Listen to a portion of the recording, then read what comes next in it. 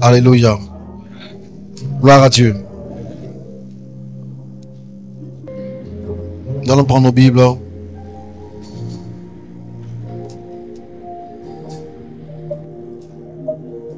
Dans Éphésiens chapitre 6.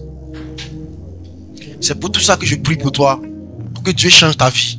Change ton cœur. Parce que ton cœur et mon cœur ne sont pas bons. Ça fait des années qu'on vient à l'église. Tu n'as pas de Bible encore. Faites même. Amen. Je prie que Dieu change nos cœurs. Amen. Que Dieu nous convertisse. Que nous soyons vraiment convertis. Jésus dit, si vous ne vous convertissez et que vous ne devenez comme ces petits enfants, vous n'entrez pas dans le royaume de Dieu. Se convertir pour passer de centimètres en mètres, on convertit, c'est pas ça. On peut convertir le litre en kilogrammes. Une fois qu'on a mis le chiffre en kilogrammes là, si c'est devenu peut-être, c'était 10 mètres, et puis on a converti ça en 10 000, en 10 000 combien? 10 000 millimètres. Si tu continues à travailler le chiffre, et puis tu continues à citer 10, et puis tu mets millimètres, on va te donner 0. Parce qu'à partir du moment où c'est des millimètres là, ce n'est plus 10, c'est devenu 10 000. Quand on convertit, on change totalement. La Bible dit, si vous ne vous convertissez pour devenir, tu passes de ton stade d'adulte à un stade d'enfant. L'enfant, il se laisse conseiller. Les adultes, on ne peut pas donner conseil à un vieux. Il pense qu'il sait tout. Pas ça. Amen. Et les enfants, ils aiment imiter. Un adulte là, il n'a envie de ressembler à personne. Les enfants, ils sont humbles. Un enfant, il n'a pas honte de demander. Les adultes, des fois, ils sont dans le besoin. Ils ne connaissent pas. Ils ne peuvent pas demander. Un enfant, il pardonne vite.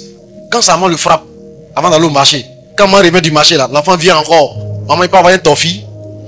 Mais un adulte, les adultes sont rancuniers. Tous les adultes sont rancuniers.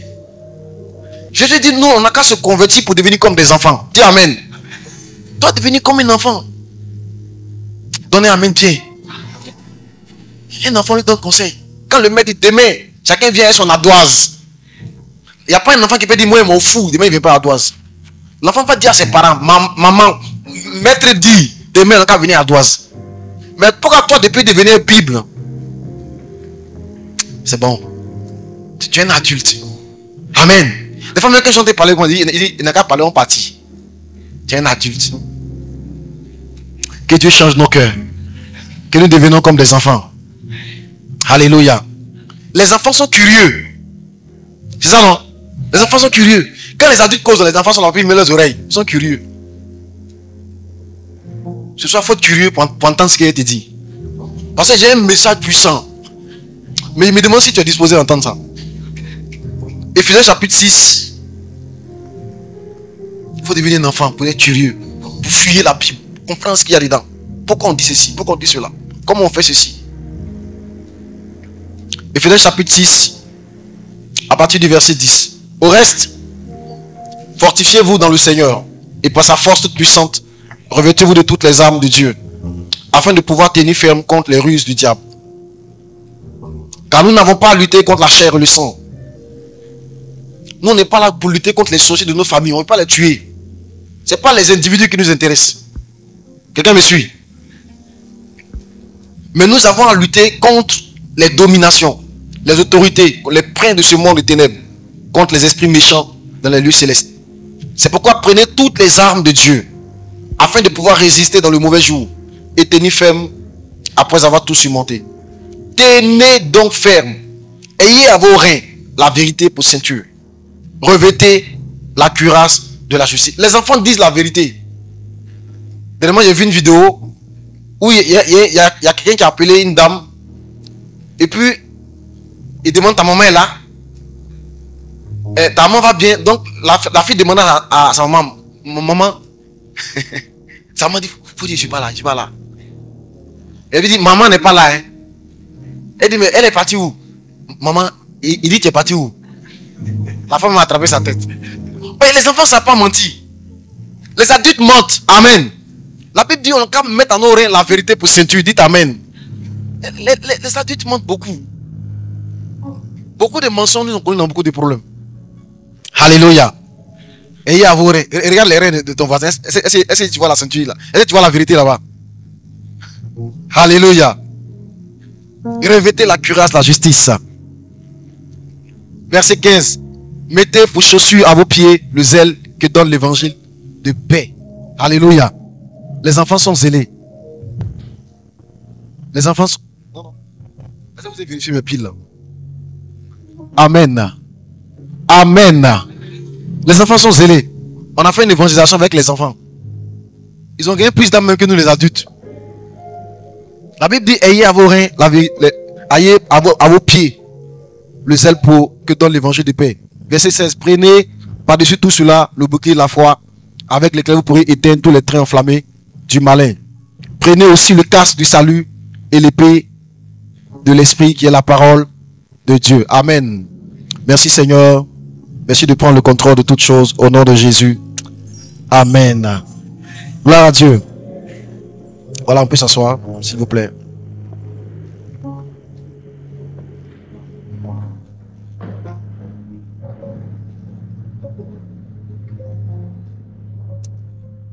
Alors nous sommes en train de parcourir les âmes spirituelles du chrétien. Merci beaucoup, Living Choir.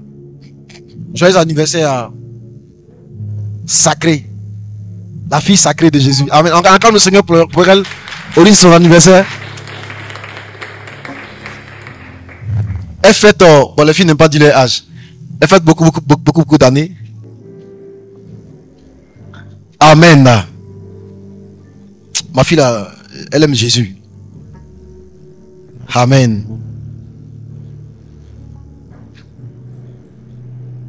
On a cité beaucoup d'âmes. Il y a combien d'âmes spirituelles déjà? On a dit il y a combien d'âmes spirituelles? Les enfants sont curieux. Il y a combien d'âmes spirituelles? Attends, il est venu chez le bishop ici. Il y a combien d'âmes spirituelles là? Qui dit 6? Qui dit 5? Qui dit 7? 1, 2. Si il y en avait combien? Il y avait 3. 5. Il y a une zone d'autres ici.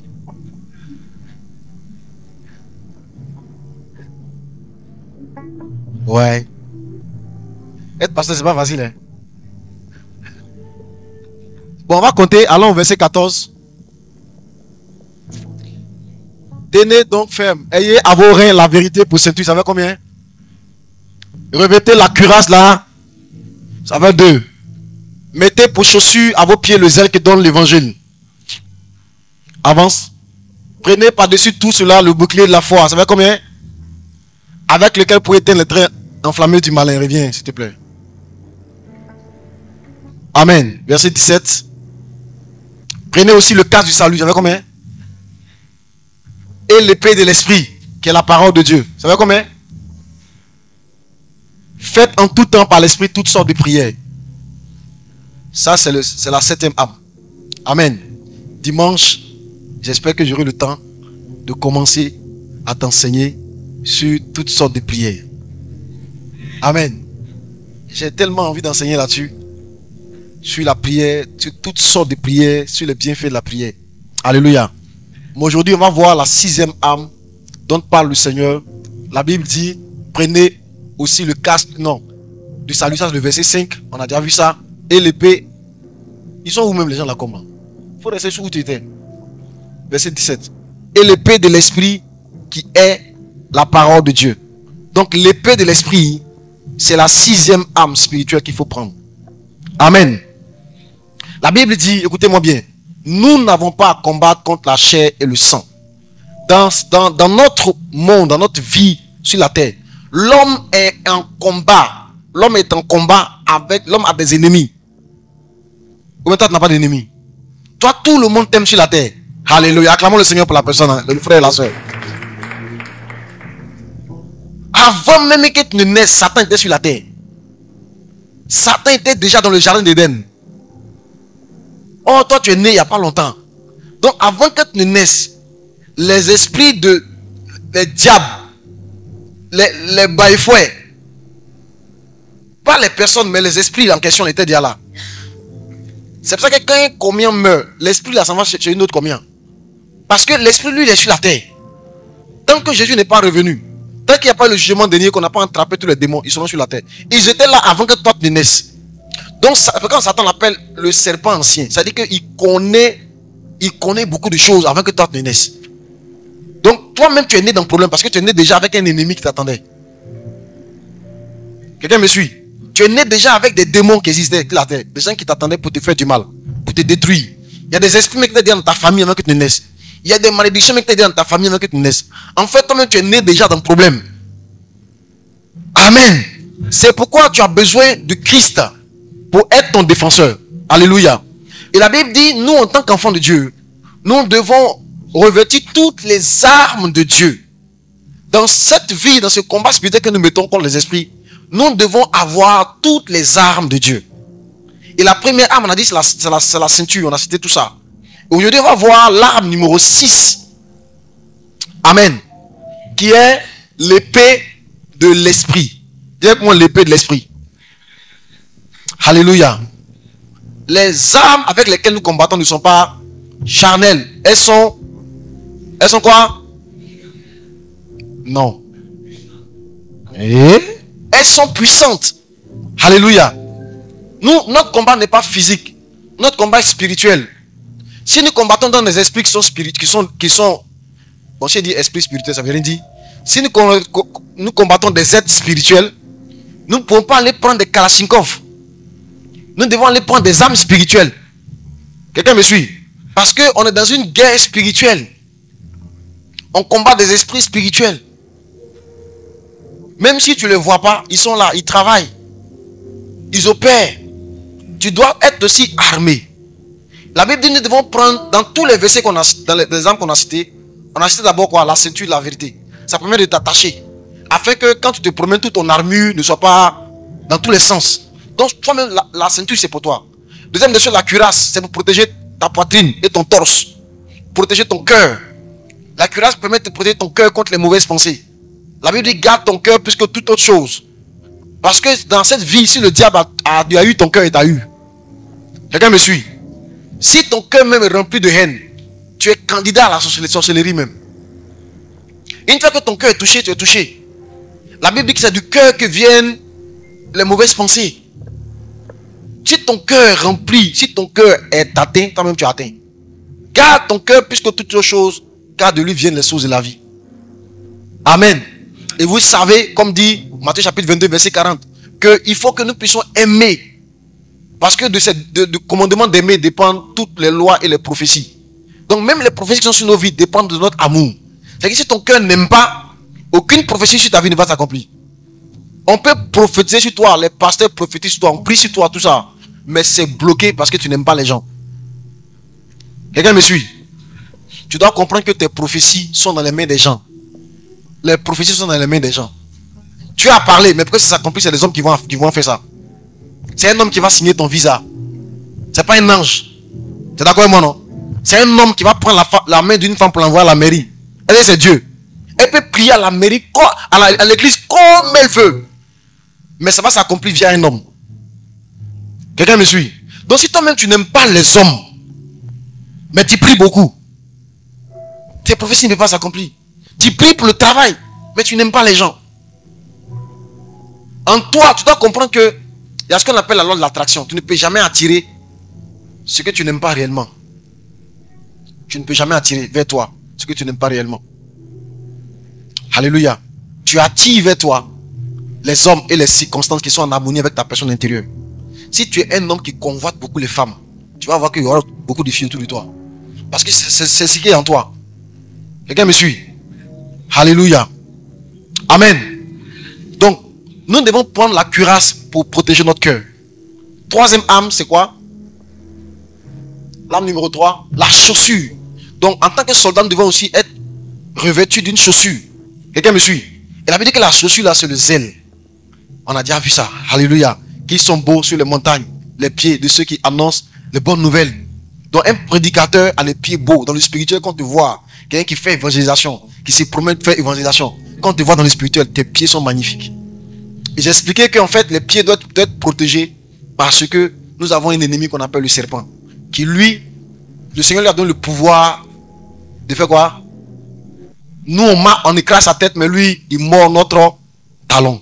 Et ça, c'est depuis la Genèse. Alléluia. Et comme nous sommes dans le combat spirituel, nous devons être chaussés. Sinon, le serpent va nous mordre. Quelqu'un me suit? Et la chaussure, en fait, c'est notre zèle. Ton zèle. Est-ce que tu sais Dieu avec zèle? Dans le département de l'intention où tu es, est-ce que tu sais Dieu avec zèle? Ou bien tu vas comme un gars qui fait tontine. Il y a des jours où tu prends, des jours où tu laisses. C'est pour ça qu'on fait tontine là, non? Amen. Est-ce que tu sais Dieu réellement? Dans le département du MLS, est-ce que tu es présent? Est-ce que tu t'engages? Dans le département d'évangélisation, est-ce que tu es zélé? En tant que patriarche, est-ce que tu visites? Est-ce que tu appelles? Est-ce que tu prends soin des âmes? Quelqu'un me suit? En tant qu'assistant, est-ce que tu es un assistant loyal? Est-ce que tu es zélé pour Dieu? Si tu es juste un chrétien, mais tu ne fais rien pour Dieu, et tu ne fais pas avec zèle, sache que tes pieds sont nus. Amen. Et si tes pieds sont nus, tu vas marcher sur les épines, ça va te blesser. Tu vas marcher sur les serpents et les scorpions, ils vont te blesser, te mordre. C'est pour ça que beaucoup de chrétiens, ils vont à l'église, mais ils sont attaqués par les démons. Il y a des chrétiens même que les sorciers attaquent dangereusement, ils tombent malades. Parce qu'ils n'ont aucune protection. Et la Bible dit que Dieu se lève pour chausser tous ceux qui se conduisaient pour lui.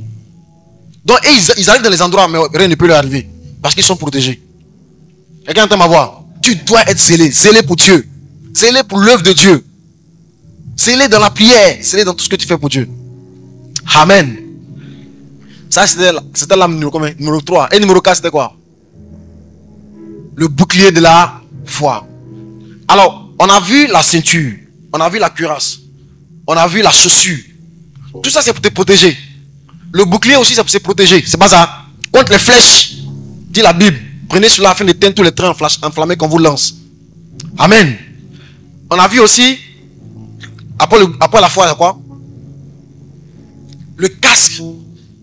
On a dit que le casque te permet de protéger ta tête contre les mauvaises pensées que l'ennemi va t'envoyer, les mauvaises idées. Tu dois savoir que tout ce que tu fais commence par des idées. Fumer la drogue, ça a commencé juste par une idée un jour. J'ai envie d'essayer. Le truc là même, c'est comment? Cette pensée qui vient là, ça dépend de comment tu l'accueilles. Tout se passe. Tout. C'est des idées. Sortir avec une femme, c'est pas un jour comme ça. C'est une idée qui vient. Et puis au fur et à mesure, tu nourris. Tu nourris.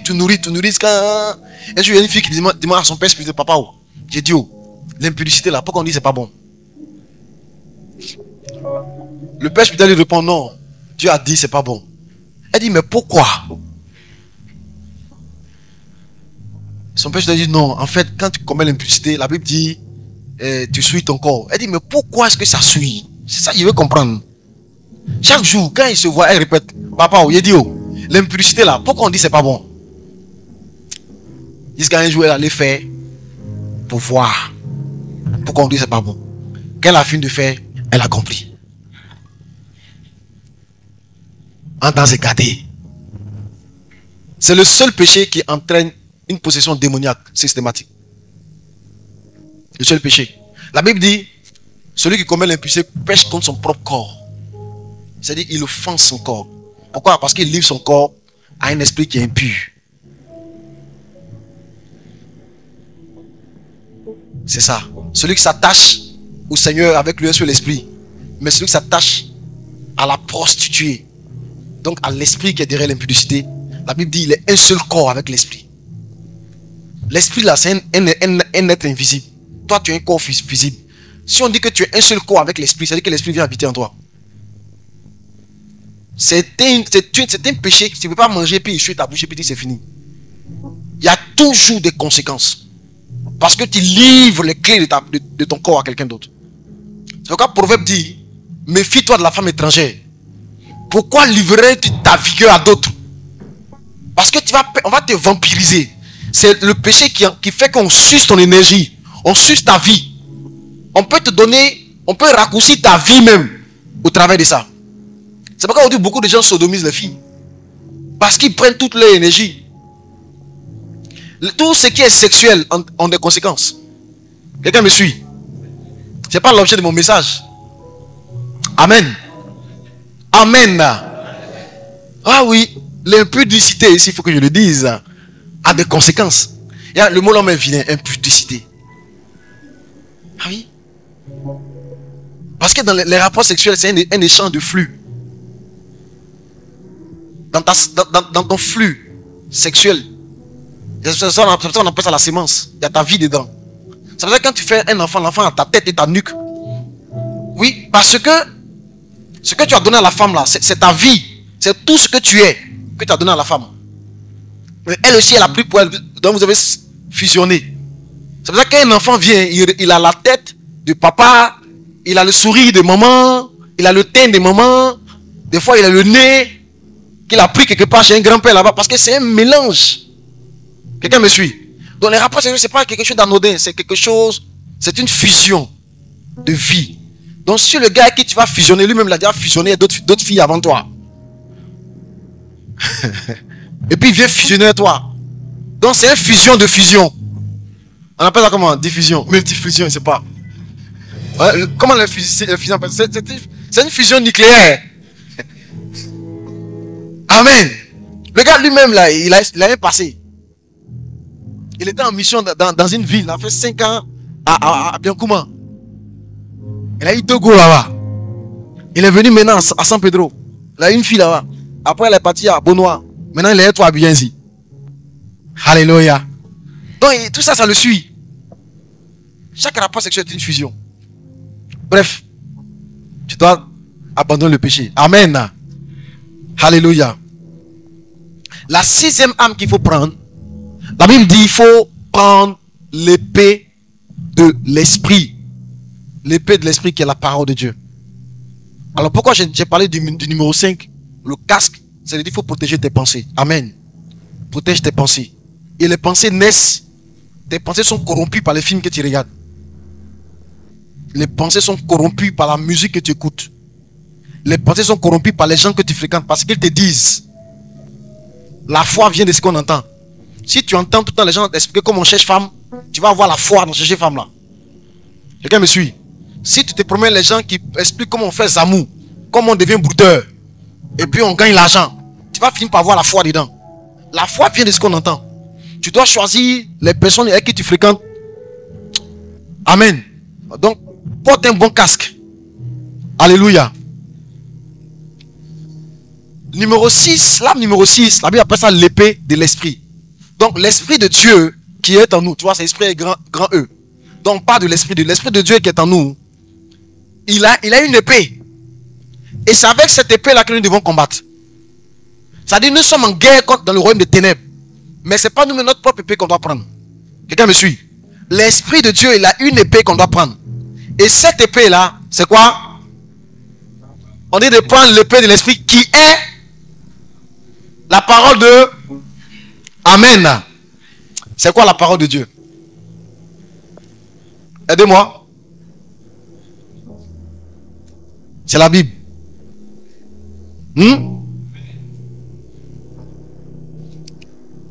Est-ce que le mot Bible est dans la Bible?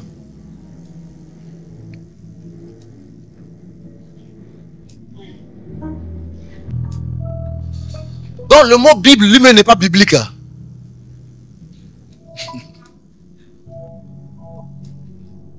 Le jour où Paul écrivait aux Éphésiens, est-ce que la Bible existait? Donc quand il dit de prendre l'épée de l'esprit qui est la parole de Dieu, il ne parlait pas de la Bible.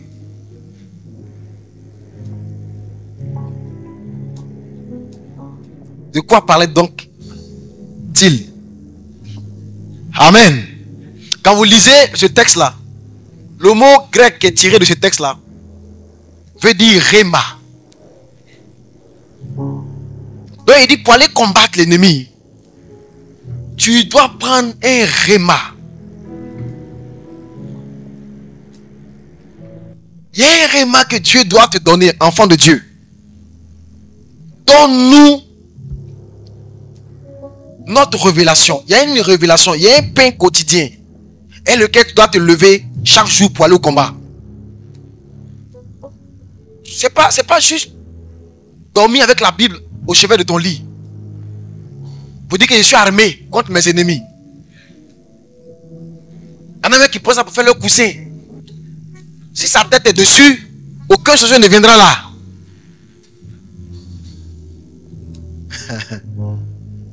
Alléluia. Gloire à Dieu. Mes amis, dans la guerre spirituelle dans laquelle nous sommes, il y a une arme qu'on doit avoir, c'est l'épée. Et cette épée-là, c'est l'épée de l'esprit à lui-même. L'esprit a une épée.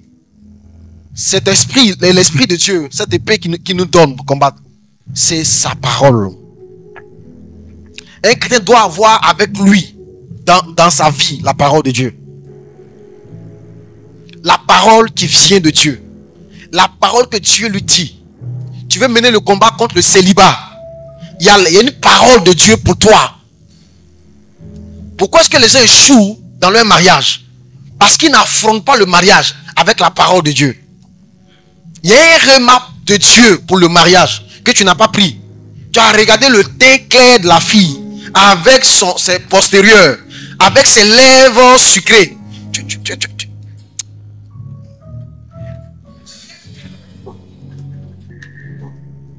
Beaucoup de gens échouent dans leur vie parce qu'ils n'affrontent pas, ils ne vont pas dans le combat avec la parole de Dieu.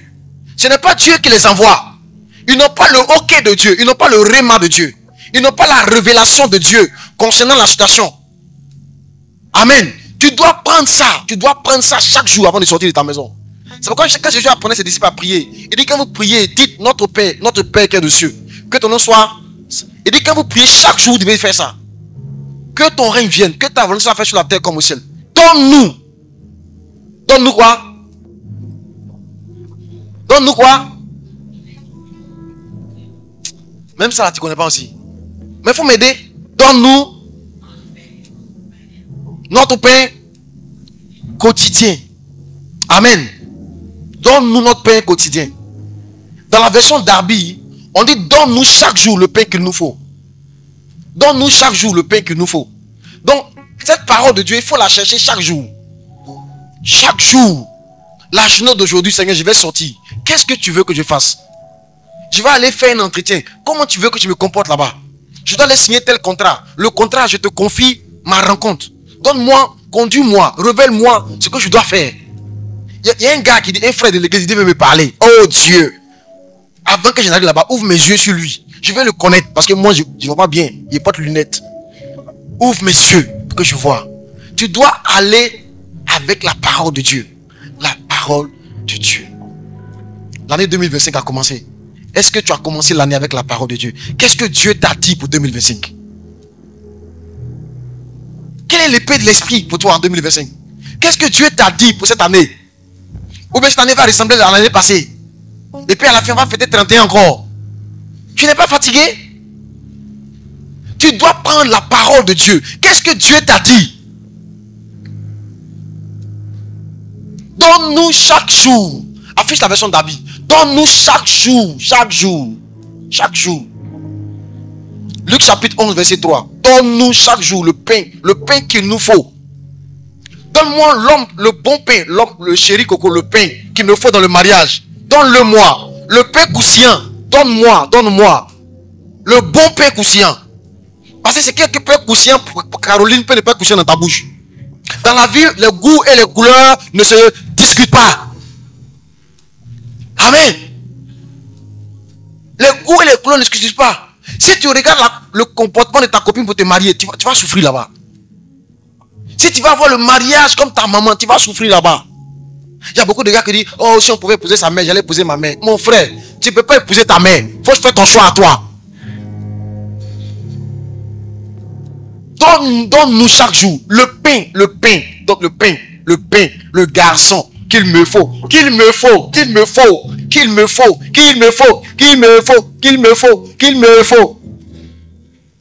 C'est qu'il te faut, c'est pas ce qu'il me faut. Amen. Nous-mêmes là, des fois, on voit les gens venir chercher nos soeurs à la maison. On s'assoit et on dit, mais les gars, ils ne vont pas clair bien quoi. Nous, on doit les filles là. Il y en a même qui se grossent pas, il y en a qui n'aiment pas se laver. Mais il y en a qui n'aiment pas se laver. Non, ceux-là, souvent, ils font 2 jours, 3. Mais un gars qui vient, il garde sa voiture même, il veut mourir même. Des fois, on dit, la fille n'est pas là. Il va attendre comme ça, il dit, les goûts et les couleurs ne se discutent pas. Il rend grâce à Dieu. Parce qu'il a rencontré la femme de sa vie. Il s'est informé son pasteur. J'ai rencontré une fille merveilleuse. Il dit, hey, ma grande soeur, est-ce que lui, elle la connaît? Quelqu'un me suit? Donne-moi, chacun a ce qu'il lui faut. Tu dois prier. Il dit, tu dois prier. Ton problème, là, c'est que tu affrontes les choses, les épreuves, les difficultés de la vie, sans avoir la parole de Dieu pour toi. Tu n'as pas l'épée de l'esprit dont tu es tellement nu. Alors que l'épée de l'esprit, c'est la seule arme offensive que nous avons. Toutes les autres armes, c'est pour se protéger. La cuirasse, c'est pour te protéger. Le casque, la chaussure, tout ça. Mais l'épée, là, c'est qui te permet de contre-attaquer. En ça, là, toi, tu n'as pas d'épée. Donc, toute ta vie, toi, tu encaisses, tu subis. Tu es là, on t'attaque, tu es là, mais tu ne contre-attaques jamais. Pourquoi? Parce que tu n'as pas la parole de Dieu. Tu veux faire un commerce. Est-ce que tu as consulté Dieu? Tu veux partir à Bengue. Et tu as consulté Dieu. Parce qu'il y en a qui sont là-bas qui pleurent. Hein? Qui sont là-bas qui pleurent. Il y a des gens qui dorment à la gare du métro. Il y en a qui dorment à la gare du train. Il y en a qui dorment dehors. Quand tu vas en Belgique, à Bruxelles, il y en a qui dorment. Qui dorment quand le train vient stationner. Ils sont là jusqu'à ce que le train vienne stationner. Vers les minuit 2 heures du matin. Pour qu'eux dorment dans le train. Ils n'ont même pas de passeport. Leur passeport est périmé. Leur passeport est perdu. Ils ne peuvent même plus retourner dans leur pays. Ils sont là-bas. Ça fait 30 ans qu'ils sont là-bas. Tu penses qu'ils sont mieux que toi? Ah, pourquoi toi tu rêves d'être là-bas? Est-ce que Dieu t'a dit de partir là-bas? Qu'est-ce que Dieu t'a dit même? Ou bien Dieu peut t'en vous ne parlez pas? Vous êtes impalable. Mais pourquoi tu ne le consultes jamais avant de faire les choses? Pourquoi tu ne l'invoques pas? Pourquoi? Ou bien pour lui parler, tu es obligé de passer par quelqu'un. Pasteur, qu'est-ce que Dieu dit de moi? Mais toi, puis tu es impalable. Il y en a même qui vont aller prier la maman pour dire, oh Vierge, faut prier ton fils pour que ton fils demande à son père. Mais, tu as beaucoup de problèmes, hein? Tu vas demander à la mère n'a qu'à parler à son fils pour que le fils invoque le père. Marie n'a qu'à parler à Jésus, Jésus va parler au père, et puis toi on va te satisfaire. En quelle année ça arrivé chez toi? Tu as parlé avec Dieu.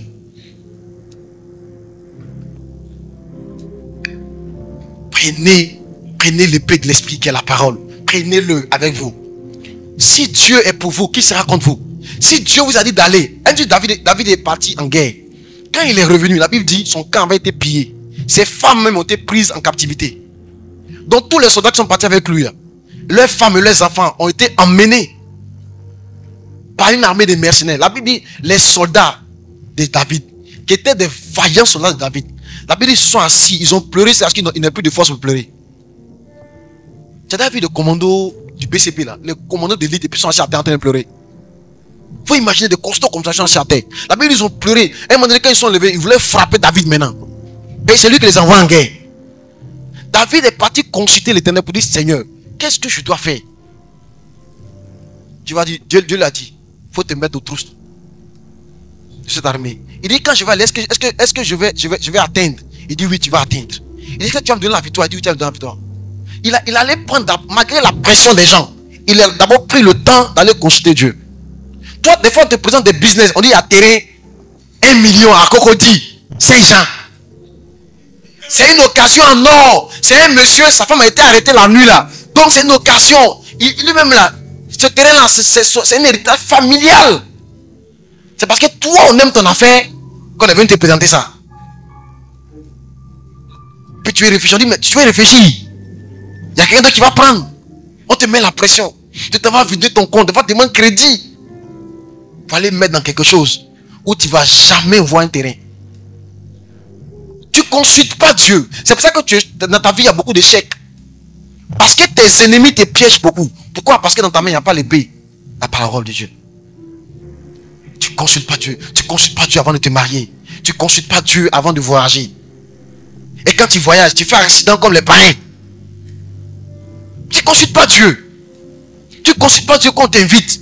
Tu ne consultes pas Dieu. Quand tu rencontres un nouveau gars, tu oublies tout ce que le Seigneur t'a dit. Hey! Quand tu as attendu jusqu'à... Tu as pris des résolutions jusqu'à ce qu'un nouveau gars arrive dans ta vie. Tu as oublié tout. Dis avec moi. Écoute-moi. Hébreux chapitre 4, verset 15, nous dit quelque chose de très important. Hébreux 4, 15. Nous dit, car nous n'avons pas lis avec moi. Car nous n'avons pas un souverain sacrificateur qui ne puisse. Non, ramène la version lui second, s'il te plaît. Car nous n'avons pas un souverain sacrificateur. C'est qui notre souverain sacrificateur? Jésus-Christ. On dit qu'il ne puisse compatir à nos faiblesses. Au contraire, il a été tenté comme nous en toutes choses, sans commettre de péché. Donc Dieu te comprend. Il n'y a pas quelqu'un qui peut compatir mieux que Dieu à ta souffrance. Il n'y a pas quelqu'un qui ressent mieux tes échecs que toi. Donc lui-même, il veut t'aider. Il veut t'aider. Des fois, tu le traites comme ton ennemi. Dieu là, si il lui dit, il va refuser. Dès qu'il le connaît là. Si il demande son avis là, il va dire ça là, c'est pas bon. Donc il préfère aller. Ce qu'il a dit, ça va aller.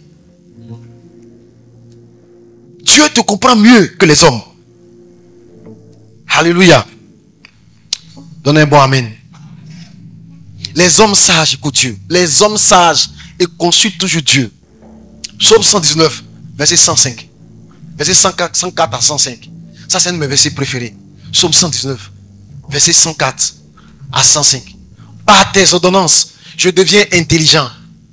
Aussi, je hais toute voie de mensonge. Par tes ordonnances, je deviens intelligent. Quand toi, Dieu, tu me donnes une directive, je sais où je vais maintenant. Je sais comment je marche. Ça développe mon intelligence. Le fait d'écouter tes voix. Regarde ce qu'il dit au verset 105. Il dit, ta parole est une lampe à mes pieds. Ta parole qui éclaire mes voies. Moi-même, je ne sais pas où je vais marcher. Les garçons, là, quand je les vois, je ne les connais pas. Ils sont tous beaux. Mais je ne sais pas qui est qui. Quelqu'un me suit. Tout à l'heure, quand je venais, je parlais avec maman qui m'expliquait l'histoire d'un jeune homme au Canada. Il a fait partie sa chérie de Côte d'Ivoire. Oh, une fille attirée, bien jolie. Ils sont partis ensemble. Ils sont arrivés au Canada. Là, le petit, ils sont ensemble depuis plus de 10 ans maintenant. Ils ont eu même la nationalité canadienne. Mais madame. Ils sont arrivés. Le petit non, comme elle est intelligente, elle a fait des études. Et pour aller à l'école, ça coûte cher. Donc lui, il a décidé de travailler pour pouvoir financer les études de madame. Il a travaillé, il a financé les études. Quand lui, elle a fini d'étudier, elle a commencé à travailler. Donc il dit, bon, maintenant lui, il va étudier pour pouvoir avoir un bon boulot. Parce qu'il travaille comme agent de sécurité. Il va avoir un bon, il va aller à l'école. Ici, il était comptable. Il va aller faire des études de comptabilité pour avoir un bon boulot aussi. Et là, qui doit payer? C'est madame qui doit le soutenir. Elle dit, non. Les dépenses sont trop. Déjà, même quand il partait à l'école, lui, il allait prendre un prêt pour lui acheter une voiture. Pour qu'elle puisse se déplacer. Tu vois, il fait froid pour aller à l'école. Donc, elle dit que si elle seule, elle travaille, c'est elle seule qui a remboursé les prêts. C'est elle seule qui va payer la maison. C'est elle qui a fait tout ça là. C'est trop pour elle.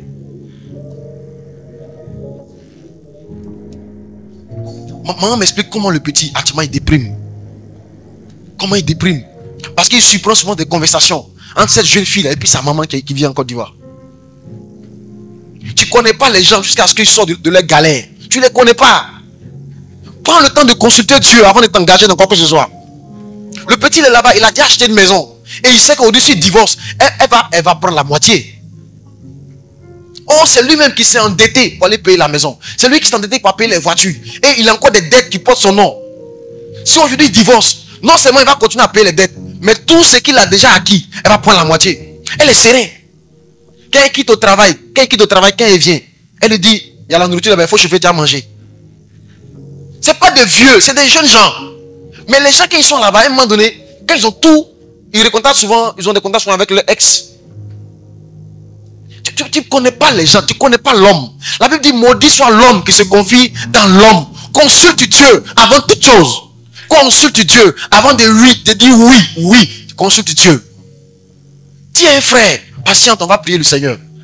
Si il dit, pas patienter, brûle, il faut dire, marie-toi. Il y a beaucoup de soeurs qui sont pressées, moi je ne suis pas pressé. Quelqu'un entend ma voix même. Prends avec toi l'épée de la parole, l'épée de l'esprit qui est la parole de Dieu. Va consulter Dieu. Avant d'aller acheter ce terrain, consulte Dieu. Parce qu'il y a des terrains qui ont 3 propriétaires. Des fois, c'est quand tu finis d'acheter Quand tu vas aller mettre clôture, que vraie propriété apparaît. Est-ce qu'il brille à peur de quelque chose à Abidjan ici? Et Brian n'a pas peur de prison. Il y a un vieux à Loko ici. Lui-même là, les policiers sont habitués à lui. Quand tu vas porter plainte, quand tu dis son nom, quand dans son village, on dit, mais, hey, toi aussi, il fallait te renseigner. Le policier te dit, il fallait te renseigner d'abord. Quelqu'un me suit?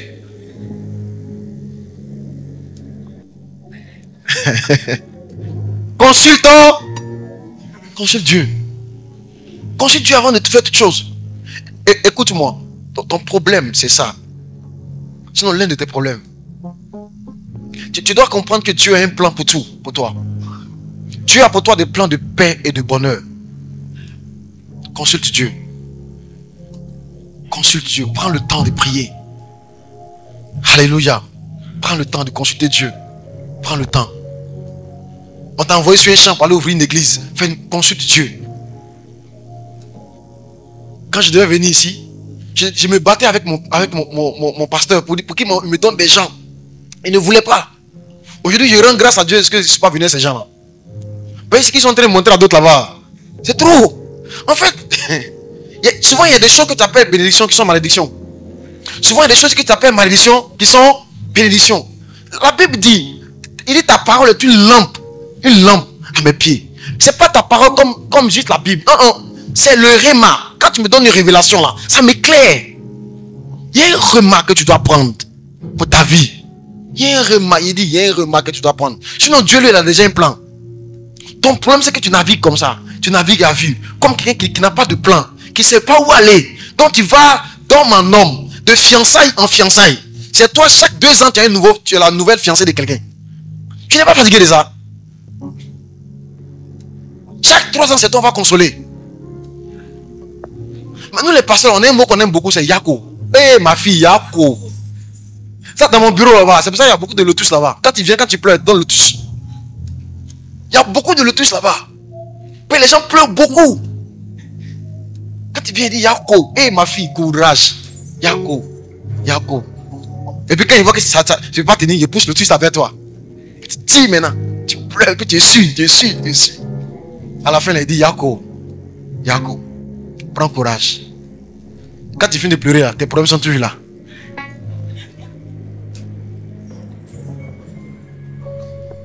Quelqu'un entend ma voix? Alléluia.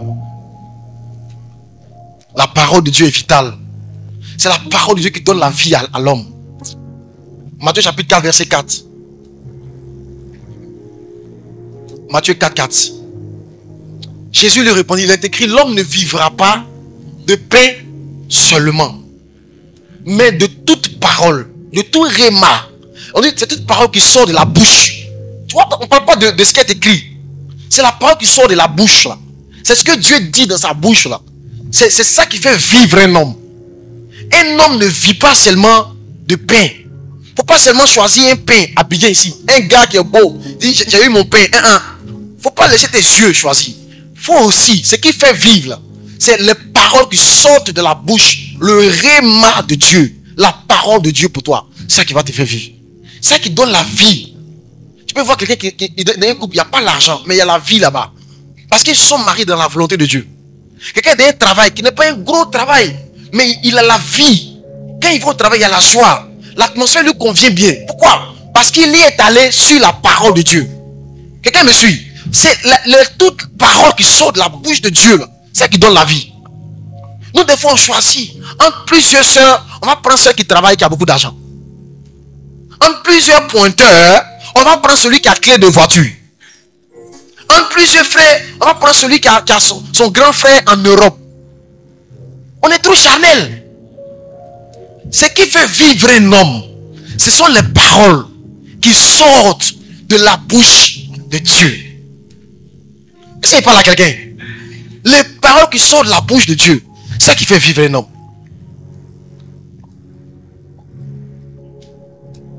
La version King James dit, l'homme ne vivra pas de pain seulement, mais de chaque parole qui sort de la bouche de Dieu. De chaque parole. Il y a des gens qui attendent que Dieu leur dise un mot, puis c'est pour obéir. Quand Dieu leur dit, ces jeunes de 7 jours, ils obéissent. Mais il y en a qui vont dire 7 jours, c'est beaucoup, hein. Ah, c'est quelle église ça? En décembre, on a fait 12 jours de jeûne. Maintenant, en février, on a 7 jours. Après, on fait quoi encore? Et puis quoi encore? Et puis quoi encore? De toute façon, si il ne fait pas, parce qu'on sait qu'il n'est pas fait.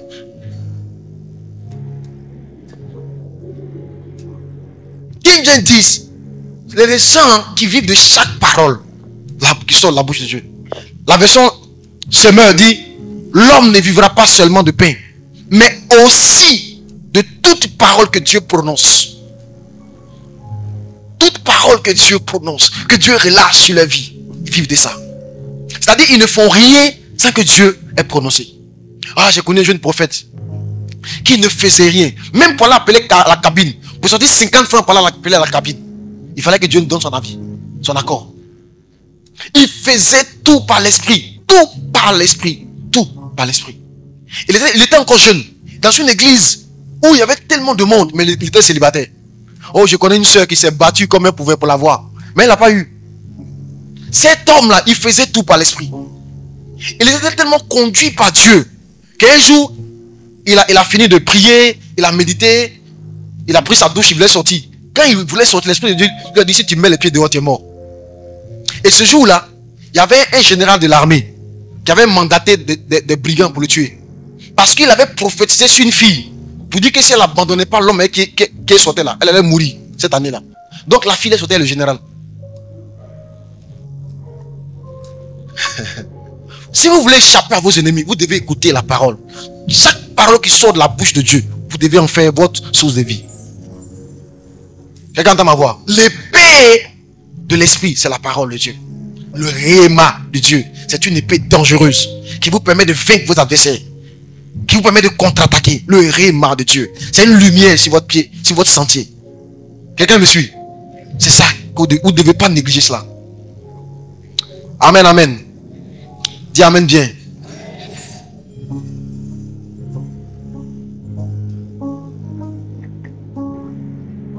Il y a un pain pour chaque jour. Donne-nous chaque jour notre pain quotidien.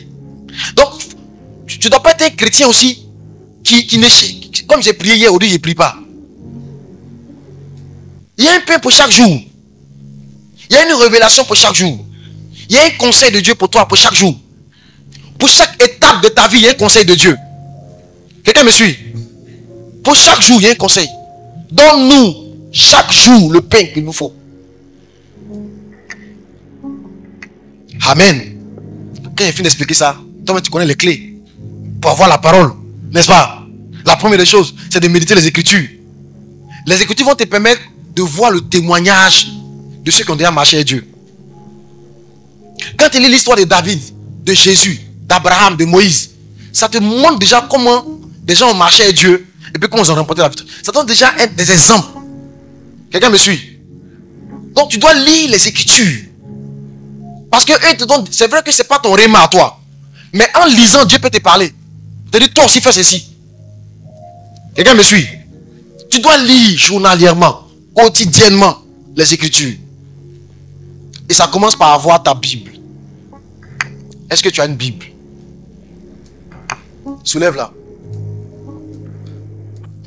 Il n'est pas dire que tu as un téléphone. Tu as une Bible. Soulève-la. Attends, mais il faut voir.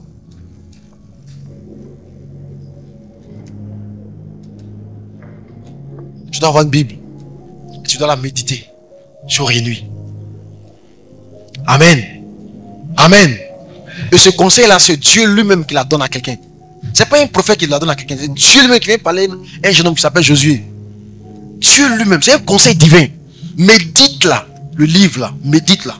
Jour et nuit. C'est Dieu qui dit ça à Josué quand Moïse est mort. Dieu dit à Josué, Moïse, mon serviteur, est mort. Toi, fortifie-toi et prends courage. Que ce livre, la loi, de cela, prenne ta bouche. Médite-le jour et nuit. Parce qu'en le lisant, tu vas comprendre l'histoire des autres. Tu vas savoir comment marcher. Quelqu'un me suit? Donc tu dois lire la Bible. Sois comme un enfant. Il dit, Jésus dit, convertis-toi, deviens comme un enfant. Les enfants écoutent les conseils. Alléluia. Deuxième des choses, tu dois avoir des moments de communion personnelle avec Dieu.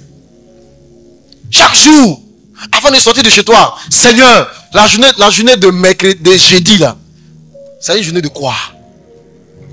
C'est même au travail, qu'est-ce que je dois faire là-bas? Comment tu veux que je me comporte? Mais il va dire cette journée, il veut que tu m'adores. Donc tu passes la journée à chanter. Parce que tu t'as dit que c'est une journée d'adoration. Quelqu'un me suit? Entre midi et tu retires quelque part, ça va adorer ton Dieu. Parce que Dieu t'a dit que c'est une journée d'adoration. Tu dois prendre le réma de Dieu pour chaque jour. Le réma de Dieu de chaque jour. Aujourd'hui, qu'est-ce que tu veux qu'il fasse? Il dit aujourd'hui, le soir, avant de rentrer, il faut rendre visite à telle personne dans ta tribu. Quelqu'un me suit? Aujourd'hui, à 13h, appelle ton oncle pour lui dire bonjour. Ou bien ton père, il y a longtemps, tu l'as vu, non? Cherche à l'appeler aujourd'hui. En fait, tu dois avoir une révélation de Dieu pour la journée, pour chaque jour. Tu dois l'avoir. Tu dois prier. Dans tes moments de prière, avoir des temps de communion. Tu vois, il y a quand tu parles à Dieu. Ça, c'est quand tu pries. Et puis après, tu fais silence pour écouter sa voix. Parce que tu as besoin de communier avec lui. Communier avec quelqu'un, c'est échanger des paroles avec lui. C'est pas juste moi, ce que je parle. C'est pas une communication. Quelqu'un me suit? Communier, c'est parler, je te réponds. Donc, aie des temps de communion avec Dieu. Le temps me manque pour développer ça. Mais écoute, Dieu cherche tous les moyens pour parler avec toi. C'est pourquoi la Bible dit Dieu parle tantôt d'une manière, tantôt d'une autre. C'est-à-dire il cherche tous les moyens pour communiquer avec toi. Tous les moyens. Dieu veut tellement te parler. Il veut tellement être proche de toi. Il cherche les moyens. Des fois, il te parle au travail du pasteur. Le dimanche, quand le culte finit, tu sens que là, Dieu m'a parlé. Des fois, c'est au travail de ton conjoint. Des fois, c'est au travail d'un ami. Des fois, c'est au travail même d'un passant. Il te donne un conseil. En fait, Dieu cherche tous les moyens. Des fois, même, Dieu te fait dormir, puis te montre un rêve. Pour te montrer telle chose qui va arriver. En fait, il veut te parler. Dieu cherche les moyens de te parler. Ça veut dire que si toi-même tu disposes du temps pour ça, tu vas voir. Tu vas commencer à entendre sa voix. Amen. Amen. Tu dois avoir des temps de communion personnelle avec Dieu.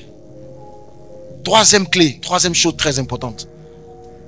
Ta communion doit être quotidienne. Quotidienne.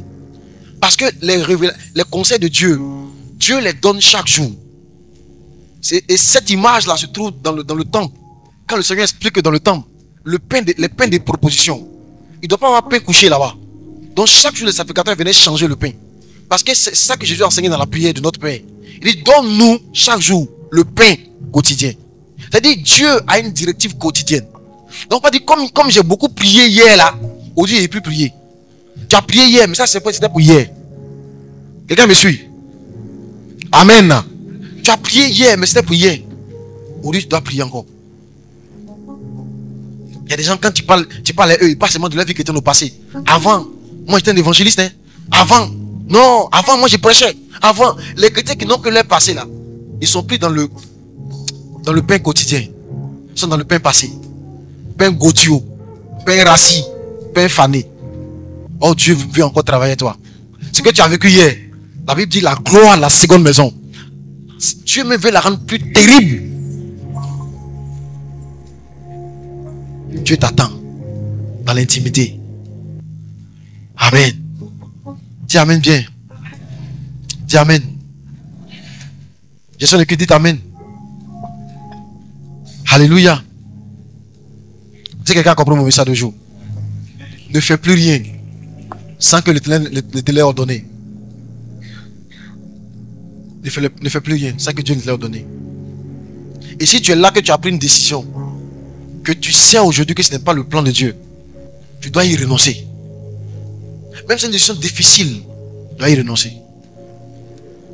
Sauf quand c'est une chose qui est devenue sacrée. Là, tu ne veux plus. Comme le mariage. Le mariage était sacrément.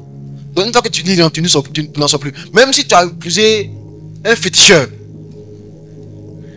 le mariage est sacré. Tu ne peux plus en sortir. La Bible dit que le mariage soit honoré de tous. On n'a pas dit que les mariés sont honorés de tous. Oui, parce que le mariage est plus grand que les mariés. Amen. Le mariage est plus grand que les mariés. Donc les mariés même qui viennent, c'est plus au mariage. Le mariage a ses règles. C'est une institution divine. Quelqu'un me suit? Donc les institutions divines, on ne les touche pas. Mais si ce n'est pas ça, si tu as pris une décision, et puis tu sens que ce n'est pas la volonté de Dieu, si tu n'es pas dans son plan, il faut renoncer. C'est pourquoi nous on chante, je renonce à faire mes volontés. Je veux faire ta volonté. Je ne veux plus faire mes volontés. Je ne veux plus. Je veux te ressembler. Je veux faire ta joie. Chaque jour ta joie. Chaque jour. Je vais être un jeune homme qui marche selon tes conseils. Comment le jeune homme rendra-t-il pur ce sentier? En se dirigeant d'après ta parole. Le psaume 119, c'est le psaume de la parole. Et c'est le chapitre le plus long de la Bible. C'est pas pour rien. C'est pas pour rien. C'est parce que c'est central. C'est le chapitre le plus important. Ça parle de la parole. Le réma de Dieu. David dit, ceux qui aiment ta parole deviennent intelligents. Ta parole est une lampe à mes pieds, une lumière sur mon sentier. Alléluia. Amen. Amen. Amen. À compter d'aujourd'hui, ne néglige plus la parole de Dieu. Parole de Dieu. Est-ce qu'on peut prier pour ça? Pour dire, Seigneur, je vais faire ta volonté.